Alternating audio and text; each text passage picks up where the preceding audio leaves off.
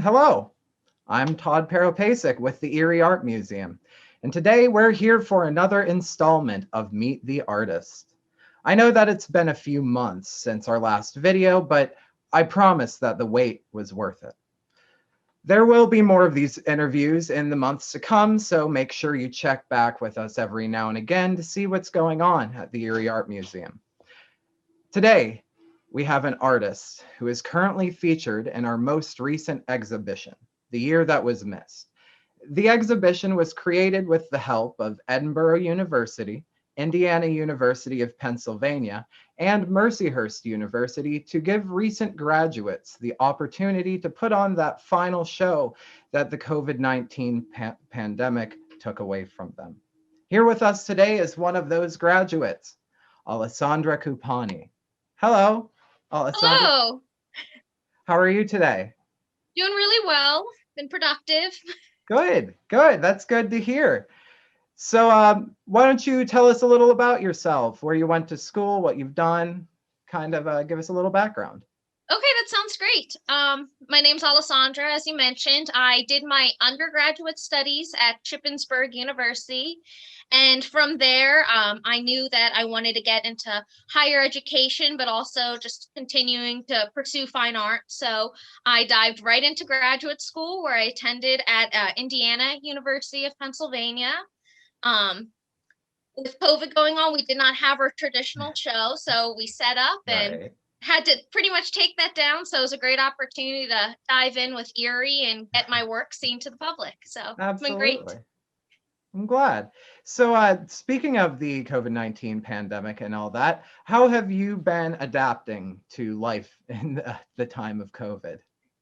Um, I've been adapting as best as I can. With graduation came a move, which was difficult, but it's been positive as I now have my own studio. You can see me sitting Oh, in, which is wow. an exciting place to be. And I've That's just been very adapting exciting.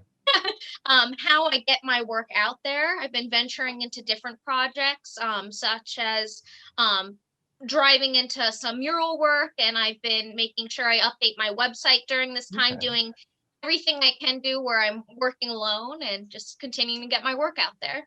So, speaking of, a shared life event that, everybody's going through, let's specifically focus on what inspires you. What events and situations do you draw inspiration from as an artist?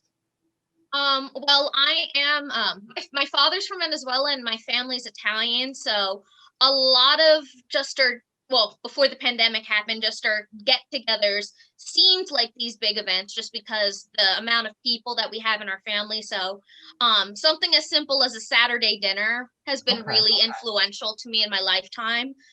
Ever since I was a kid, every Saturday was something where the entire family would get together, and then it only doubled and tripled whenever we would have an event.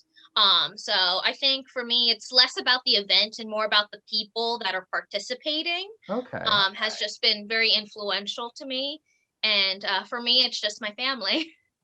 So that kind of brings us to why the reason you're here and the reason we're having this conversation. Your series, The Joy of Eating, is currently featured in the exhibition, The Year That Was Missed. Now, for those who haven't really been able to make it to the museum, tell us a little bit about the series. Well, my series is driven by obviously it's called The Joy of Eating. And for me, food has always been something that's just deeply rooted in something I love. Like I said, I do have a background where Italians express their love and our comfort with food. But also growing up, I realized that there was just like a lot of negative stigma surrounding food. When I saw a lot of artwork that involved food, it represented the stigma of obesity, and Right. gluttony and things around that, but I already always viewed food in a celebratory manner. And the more I kind of got involved, I realized how even without the outside source of family, that food was just something that was always comforting to me. And it's something that people use um, they use food as a way of coping. You hear about stress eating, and I think my Right. work drives into something that it shows it in a positive light rather than just the negative affiliations with that. So getting down to the, I guess, the nitty gritty, like the actual process of your creation. You work in collage. What materials do you work with most Um, often, I well, suppose? most often, is what is seen in Erie. So I transitioned from oil painting because in my graduate experience, I learned that I had a very illustrative style that really benefited from line work. So Okay. as much as I love oil painting, I transitioned to drawing a bit Hmm. more. So my process is taking those drawings and manipulating them with Photoshop. I experiment with Okay. different weights of paper. I soak them in Hmm. different mediums to play with transparency, and then I layer that upon acrylic Oh, due to just how fast the drying time is, and right. taking a brayer, making sure all those air bubbles are out. And it's a really nice process because I can work quick. And if I don't like something, I move along and I continue the process until I tweak things and change them for them to work. But it's also beneficial working in Photoshop because I'm able to kind of lay out the composition before I commit to actually braying and collaging it. Do you miss oil painting? Do you think you're going to go back to that, or do you think you're still in this process of experimenting with a new medium? I definitely am continuing to experiment. However, I've already hopped back into doing some Okay. commission work in oil painting. And I Right. think it's nice because creatively I get to do collaging and really focus my energy on that. And with not that I don't focus my energy on my commissions, but with that, it's more of a dialogue on what the customer wants. Right. And then Yeah. it's muscle memory hopping back into oil It's, painting. I don't know. Talk to me a little bit about like mixing your experience with mixing digital art and analog art. Like, what are the pros and cons? Like, what are the pros and cons with working with that? What are some of the difficulties? The biggest pro for me, and I briefly mentioned, is figuring out composition, which is something I struggle with. Right. And I, especially with the series, I took a different route and I made the composition a square. I thought that was interesting. I haven't seen a lot of work like that, but it gave me limitations because I learned about the rule of thirds. So I'm like, it doesn't really apply as much Right. in the square. So it gave me a lot of opportunities to experiment how that would work. But also because in my work, I try to create a hierarchy of what's most important. So in digital media, I can physically just move the Yeah. layers around in order to kind of establish that until I Right. figure out what fits the best. Um, Yeah. yeah, something that I found difficult with that though is inherently I enjoy instant gratification in my work. I put a line down and I'm like, that's it. But it Mhm. makes me second guess everything I do, and I end up with 4 or 5 drafts that are so similar. And I feel you there. I get it. yeah. Yeah. All right. Well, let's I guess take a little bit of a swerve away from physical process, and a lot of your pieces, the pieces in your series, they focus on a lot on character and character work. That got me wondering: do your characters have names? Some of them do. In my series, I try to have all the characters um in my process interact with each other. Like there's a small girl who, in the scheme of things, was the daughter of the overweight chef that was a character of Yeah. mine. So it's not necessarily that they're given names, but they're given relationships with one another Okay. because I try to determine how certain characters would react with each other in each piece.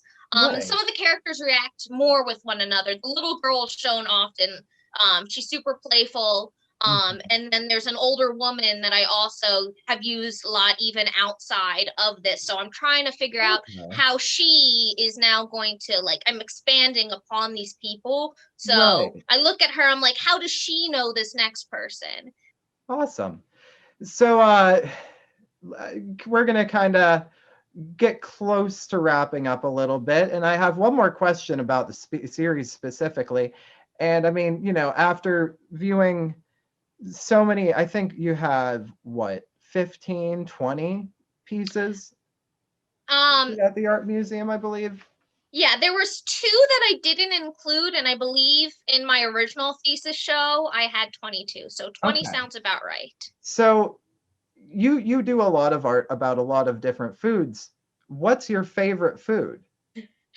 Oh, okay, that's okay. So when it comes to, I'll, I'll split it into two Okay, categories. that's fair. My favorite food, which I think I successfully can do, which I like to give to people, is just like a breaded chicken parmesan. All right. Um, yeah.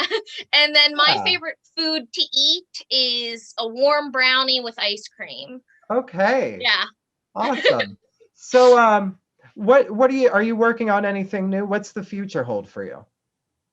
Well, I just finished, I know you're a bit a ways away from Hanover, Pennsylvania, but I just worked on a mural at Oh, Something Wicked Brewery. It was a really fun project where I got to choose, it's not just me as well. I believe there's about 30 artists that were involved in this project over the past 2 years, but since I moved closer to Hanover, is I just started around January and I finished a few weeks ago.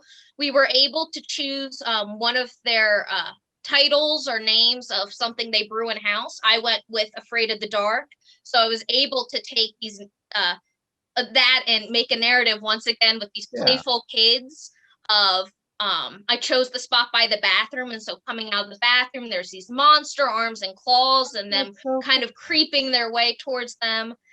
So that was a lot of fun. I've Yeah. been just continuing to work on stuff. I'm trying to, once again, my website is something I'm trying to build upon. I'm newly graduated and I'm just trying to expand the people who come see my work. So So you've studied art for 7 years in one form or another. In your opinion, what is art? I think art is just the way it's self-expression that in a way that can be shared with others. Is what I would boil it down to. Okay. And see, that's such a loaded question because it doesn't have to be shared, but it's something that's like, as an artist, I want to be able to share that with people. So that's how I Right. view it. But that's going to differ from one artist to It another. really is. Honestly, that's funny that you put it that way. When I put this through my higher ups, they said, that what is art question? That's a loaded question, but it's got to be asked, and Yeah, I'm happy with your answer. So that's about all the time we really have for this. So why don't you let people know where they can find you? thank you. Yeah, I really appreciate it. I'm a young artist. I'm trying to get my work out there. But now that I'm done with school and I've been trying to venture into higher education, you can physically find me this summer at the Goggle Works in Reading, Pennsylvania, where I will be an instructor. Or if you would like to see my work, ask for commissions, or just see what I've been working on, past, present, and future, go to acupani.creation.com. That's Awesome. it. Awesome. Well, thank you for stopping in, Alessandra. I'm Todd Peropasic from the Erie Art Museum, and this was a Meet the Artist interview with Alessandra Cupani. Come down to the museum, become a member, check out this show, and check out all the other shows too. For sure. It's Right? been great. Thank Thank you for you. having me, Todd. Thank you for coming by. See you guys.